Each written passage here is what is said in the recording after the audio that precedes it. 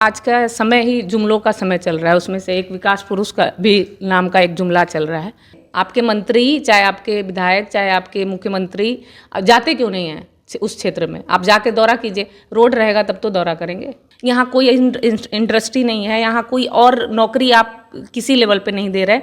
तो बेसिक जो किसान, मतलब किसान का ही हक मार रही है सरकार। वहाँ दूर दूर तक कोई आपके स्कूल कॉलेज नहीं है गवर्नमेंट, क्योंकि सेम समस्या आपके रामगढ़ के विधानसभा में भी थी, जो कि अब सिंचाई के माध्यम से और उनके माध्यम से उसको सॉल्व किया जा चुका है।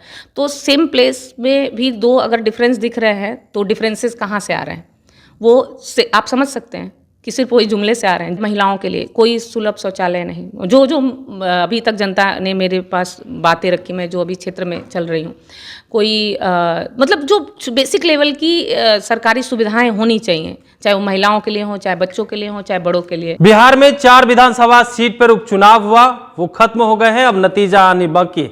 लेकिन उससे पहले देखिए 25 की तैयारी को लेकर के तमाम नेता और तमाम जो पार्टियां हैं वो अब एक्टिव हो गई है।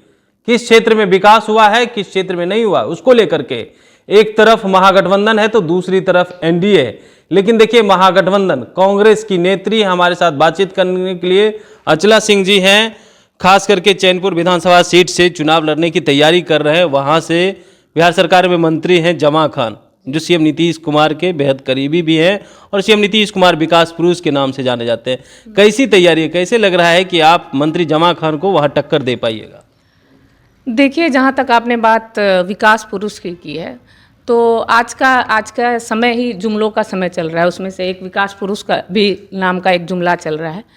तो एक्चुअली जो रियलिटी है, जो वास्तविकता है, वहाँ पे ये कहीं विकास तो दूर दूर तक कहीं दिख नहीं रहा है। उस विकास का नाम तो क्या, एक्चुअल आप जाएंगे वहाँ के क्षेत्र के लोगों से मिलेंगे, उन्हें इतनी ज़्यादा इस चीज़ों से शिकायत है। तो विकास वो तो पर्टिकुलर इनके दल बदलने से और इनकी पार्टियों को बदलने से कई दफ़ा ये चीज़ें हो चुकी हैं। विकास तो मुद्दा बहुत पीछे छूट चुका है। विकास पे तो बात ही नहीं हो रही। पहले तो आप एक्चुअली इस्टेब्लिश तो हो, पहले तो आप इस्टेब्लिश खुद हो के और तब तो आप विकास के लिए बात करेंगे। यहाँ सिर्फ मुद्दा रह गया है कि मुझे मंत्री बनना है, मुझे विधायक बनना है। हमने जनता का विश्वास लेके हम आज सीट जीतते हैं, उसके बाद फिर ये भूल जाते हैं। विकास तो रह ही नहीं गया मुद्दा। ये सब पुरानी बातें थीं और अब नई बात जो स्टार्ट करनी है, जो शुरू करनी है कि विकास होता क्या है वो करके दिखाना है। तो हमारी पार्टी की, हमारी गठबंधन सरकार की जो रणनीति है वो यही है कि जो ये जुमला बना चुके हैं और विश्वास, और दूसरी चीज़ कि ये जनता का विश्वास खो चुके हैं। जनता किसी पे विश्वास नहीं कर रही। हम भी जब क्षेत्र में जाते हैं तो जनता का जो अविश्वास है कि आप किस पार्टी से आ रहे हैं, आप ऐसा तो नहीं है कि जब आप चुनाव लड़ेंगे तो आप किसी दूसरी पार्टी से मतलब ये अविश्वास, ये बहुत बड़ा विश्वास है। और काम करना और विकास करना तो बहुत दूर की बात है, वहाँ इस पे तो बात ही नहीं हो रही।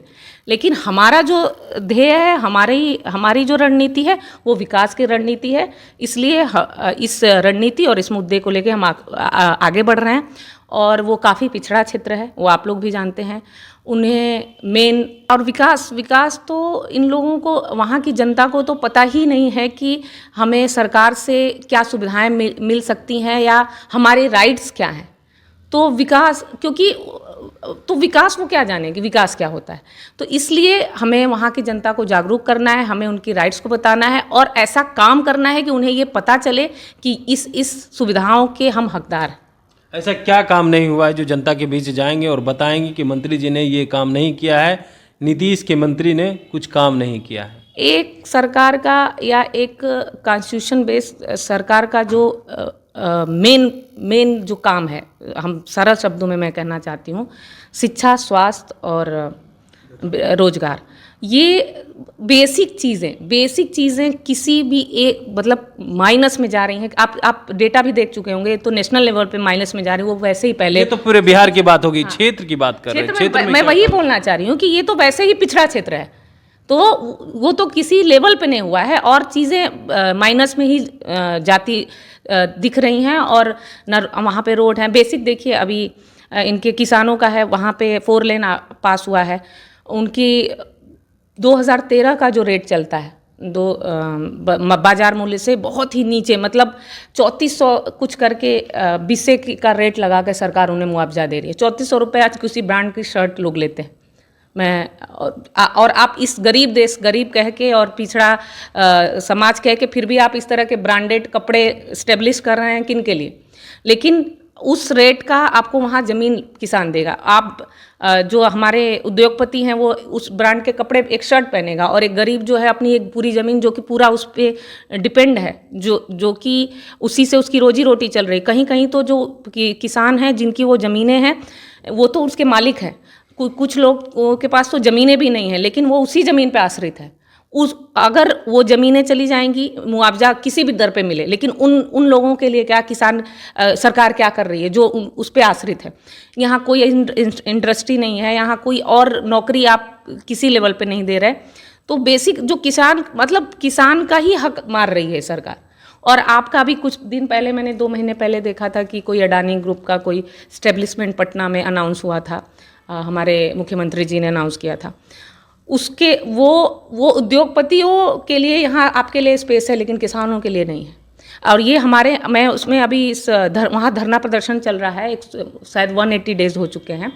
मैं उसमें शामिल हुई। मैं उन लोगों की समस्या सुनी जो बेसिक लेवल से, जिनके छोटे काश्तकार हैं, जो बड़े काश्तकार हैं, और जिनके पास ज़मीनें नहीं हैं, जो उस पर काम कर रहे हैं।